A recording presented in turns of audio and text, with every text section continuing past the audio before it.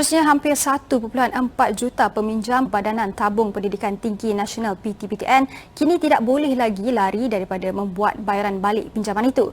Ya, apabila perbadanan itu akan berhubung terus dengan majikan yang akan membuat bayaran melalui potongan gaji bermula Januari 2019.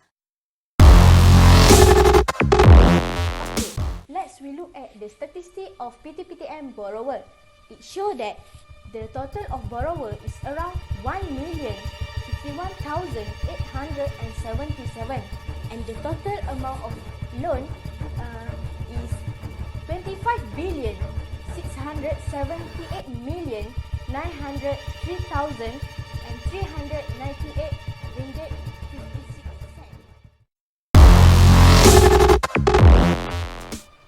Nowadays, education loans such as PTPTN is considered as common loan taken by students to cover their expenses in university or college.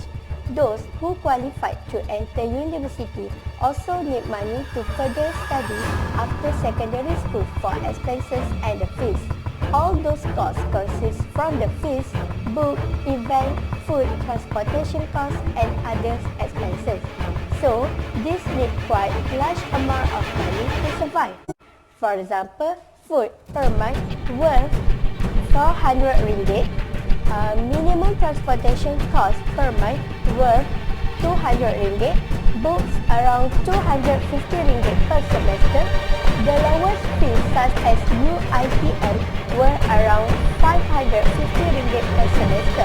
The cost for event under subject usually were 50 ringgit because not all event got sponsor from administration, even though it is under cost requirement. So the estimated minimum amount per semester were 3,200 ringgit. Hence, students usually will take education loans to finance their study for the sake of survival in university.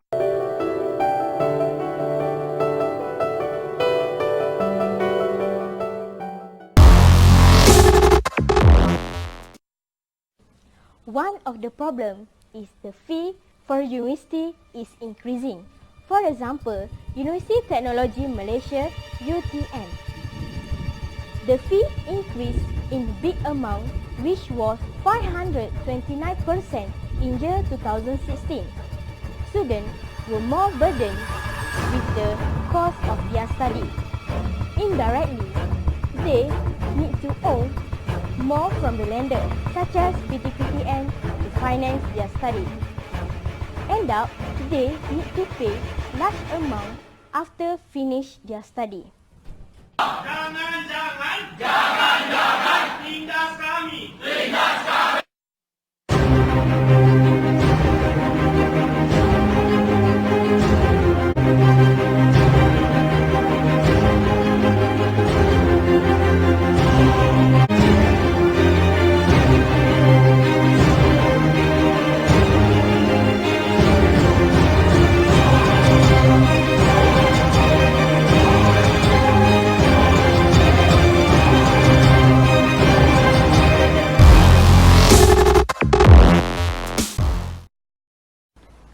Not all students able to pay back the loan.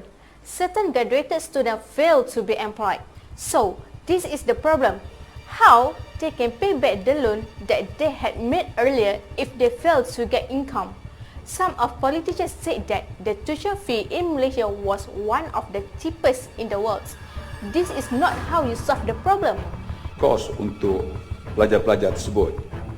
Ini bermakna yuran di universiti awam kita adalah murah. No matter how cheap it is, it still be a burden to students and to people who interested to further the studies. Yes, maybe some of the students make an application to apply for an education loan to further the study, but it will create a problem to them after they finish studying, and not all the. In Malaysia, unemployment rate was at 3.3% as at November 2018. Youth unemployment, which includes unemployed individuals aged 18 to 24, a typical age range that covers those who have just finished high school or graduated from college, and looking for jobs remains stably high. In fact, global youth unemployment is higher than global unemployment.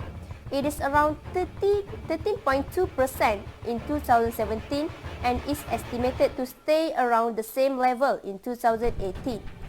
High youth unemployment is partly due to many of them unable to find employment right after they leave school or complete tertiary education. The last in, first out practice suggests youth are more vulnerable than more mature adults in difficult economic times. They are likely to have less exposure and work experience. Thus, the youth who is entering the labor force for the first time will be at disadvantage and have a harder time finding employment compared to an adult with a longer history of work experience. In the times of surplus labor, when people are competing for a limited number of jobs, the youth will be the last in. So again, this is the problem.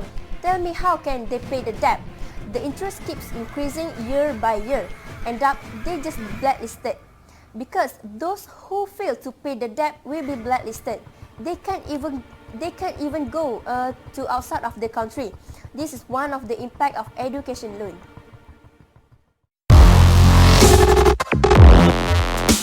Nama saya Wan Mazah binti Wan Hassan. Saya merupakan bekas pelajar UiTM Jengken, mengambil jurusan Diploma Sains. Saya merupakan salah seorang peminjam PTPTN, tetapi saya tidak mempunyai pekerjaan yang tetap buat masa sekarang, di mana saya masih bekerja sebagai seorang cashier di Watson, dan jumlah pinjaman yang saya pinjam daripada pihak PTPTN adalah sebanyak RM15,000.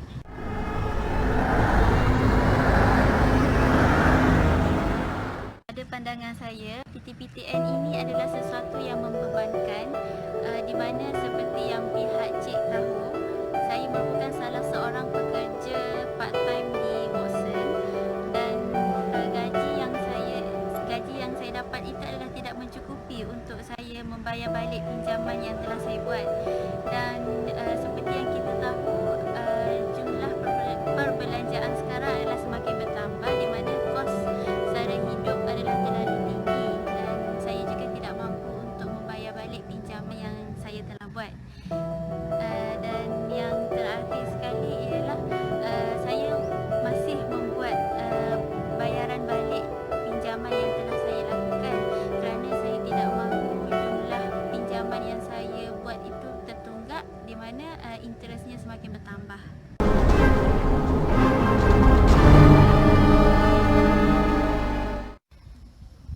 Pada pandangan saya, ibu bapa ni dia perlu buka mata dan minda mereka tentang keburukan PTPTN. Jadi untuk mengelakkan daripada membuat pinjaman PTPTN ni, ibu bapa ni dia boleh menggunakan inisiatif yang lain. Sebagai contoh, ibu bapa bolehlah membuat simpanan untuk anak mereka, dan selain itu ibu bapa juga boleh membuat pelaburan untuk menampung perbelanjaan untuk pembelajaran anaknya pada masa akan datang.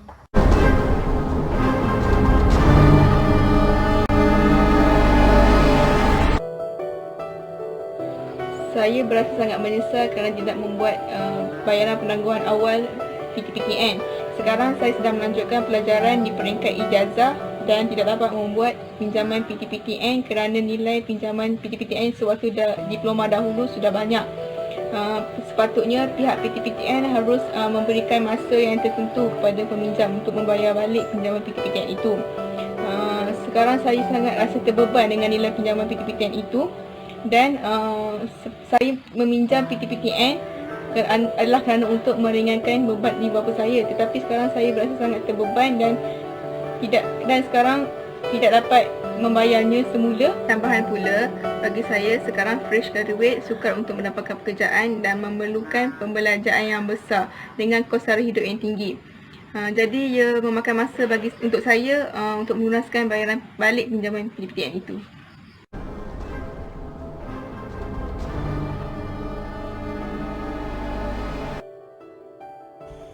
Okay, first of all, Kalau PTPTN ni nak dikatakan dia tengah-tengah, bukan tak membebankan pun ada membebankan. Dia tengok pada keadaan situasi tu. Tak membebankan maksudnya untuk short term memang tak membebankan. Tapi untuk long term ni membebankan serius.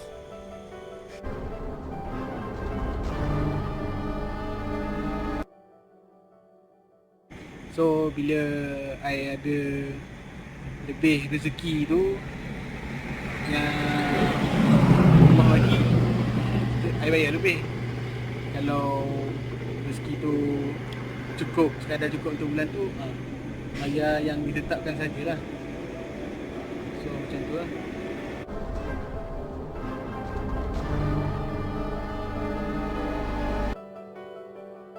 Andai katalah you dapat peluang kerja and then syarikat you tawarkan you pergi ke luar negara ke, tengok teknologi orang untuk bawa balik ke Malaysia, tapi tak pergi sebab you sangkut je kan, kalau tak ansai kan.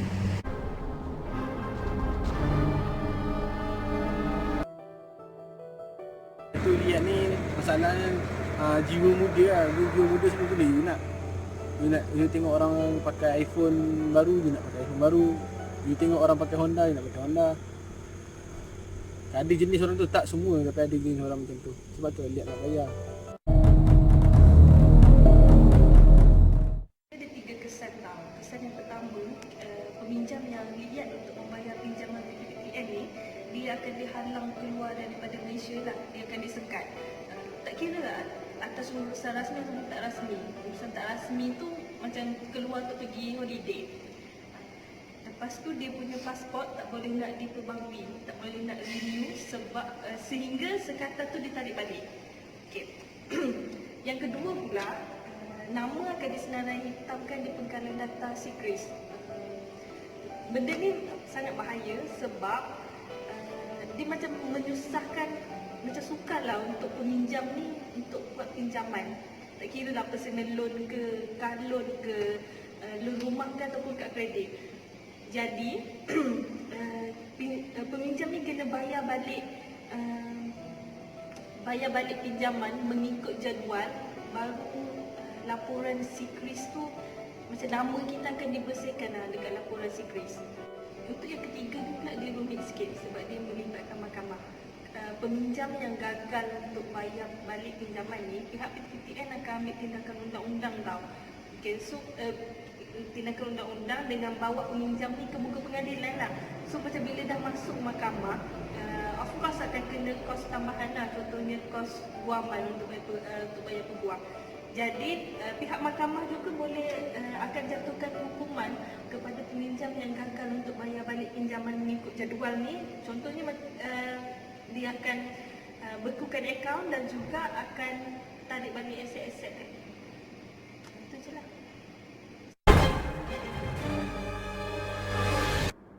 Ya, betul. Saya rasa terbeban dengan PTPTN. Pada mulanya, saya rasa PTPTN dapat mengurangkan beban saya. Tetapi selepas saya tamat belajar, saya mula sedar bahawa PTPTN membebankan saya. Kerana jika saya bayar lambat, hutang PTPTN akan bertambah kerana interest. Selain itu, PTPTN ada menyediakan cara bertukar daripada konvensional kepada ujrah. Tetapi bagi saya ianya tetap sama. Ianya tidak mengurangkan hutang PTPTN kita. Memang betul dia ada diskaun, tetapi diskaun itu hanya dengan cara jika kita membayar secara lamsam. So, berapa orang sahaja yang mampu membayar secara lamsam kan? So, saya cadangkan kepada mahasiswa-mahasiswa yang baru saja nak melanjutkan pelajaran ke peringkat universiti, fikirkan dahulu perkara ni baik-baik. Jadikanlah PTPTN itu sebagai pilihan terakhir untuk education loan. More than 500 higher education institutes receive PTPTN financing to settle the borrower's tuition fees. According to statistics, as at December 2018, there are several categories of borrowers are individuals who are indebted to PTPTN, which are an inconsistent payer, completely pay, a consistent payer, and never pay the loan.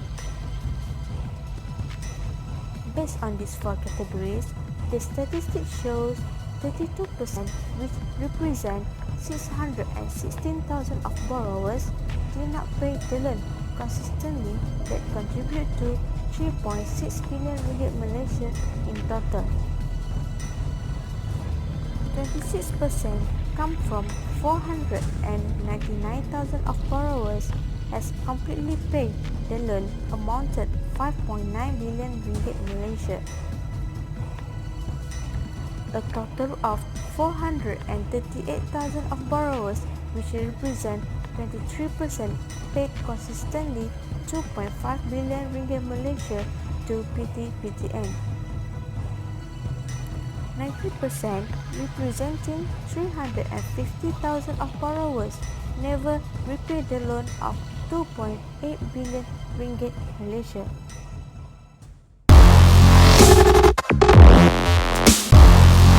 Moreover, the other impact of the student loan debt that will affect the individual life are: first, student loan debt is more likely have to delay their home ownership.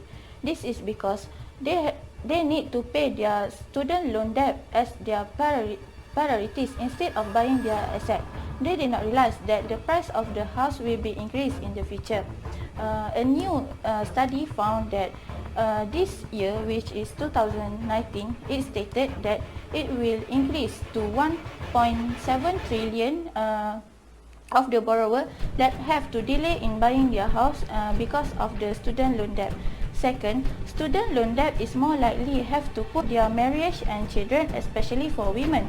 And third, existing research show that student loan debt have made an individual have lower level of their net worth and experiencing financial distress. Financial distress can lead to the bankruptcy at the young age, and it's stated in Malaysia 2 out of 2.8 million have declared bankruptcy at the young age.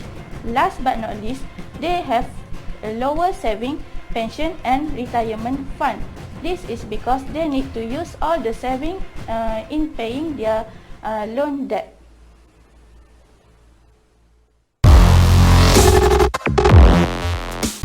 For future student, you have to rethink either to take PTPTN loan or not, and make it as a last choice if you really doesn't have other option. My advice to prospective student is, if you have other loan source, it's better for you to avoid getting involved in PTPTN loan. At first, PTPTN loan may be a help for you to survive in university level, but right after you complete your study, you will face a